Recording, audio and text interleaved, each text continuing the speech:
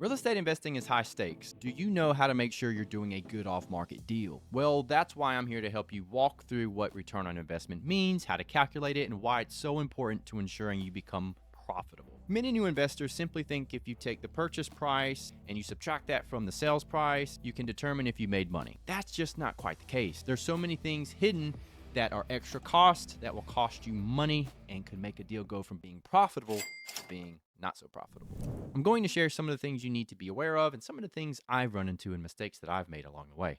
We just want to make sure you don't run into any surprises. Return on investment simply means how much money did you make on your investment. ROI is short for return on investment. Simply put, to calculate this, you take your net profit divided by your investment times 100%. So, for example, if you make $100,000 in profit divided by $50,000, that equals 2. Times 100% equals 200% ROI. That is simply saying that you got 2 times your money. You got your money back, and then you made the same money back again 2 times. So that same money that you invested came back to you 2 times. This is the simplest way to put it, which means the biggest number you need to know is net profit.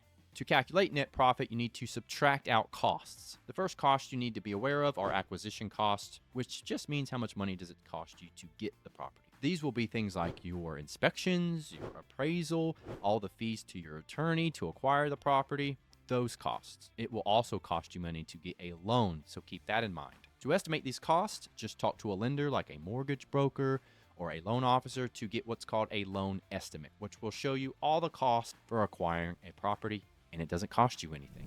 The next set of costs are your rehab costs, because most likely if you're getting an off-market deal, you need to do some rehab. The best answer for estimating rehab is to get a general contractor, hopefully 2 or 3 of them, to estimate what needs to be done and how much it will cost. This saves you time, and yes, you might have to pay them $100 to do this estimate, but it's well worth it. And if they're good enough, some of them won't charge you to do the estimate because they can make thousands of dollars. But if you are spending a couple $100, that'll also go towards calculating the profit. The next things are your silent killers. These are your taxes, your HOA fees, the fees it costs you to pay your mortgage while the home sits empty. These are the things you need to be calculating, such as your utilities, which are on while you're rehabilitating the property. Run estimates on all of these prices, and when you do have the property, make sure you're tracking those because they can add up quickly. When you sell the home, these are the last costs you need to be aware of. Both your agent and the agent for the buyer will most likely want a fee for doing a transaction. This can be 5 to 6% of the sales price, so make sure to take into account these costs. Depending on your property, you might have staging costs to make it look nice to get a higher price, so calculate those costs. There's also going to be transfer fees, legal fees, and don't forget, if there's something of your home like a roof, a water heater that's not been fixed, the buyers will most likely come asking for that money.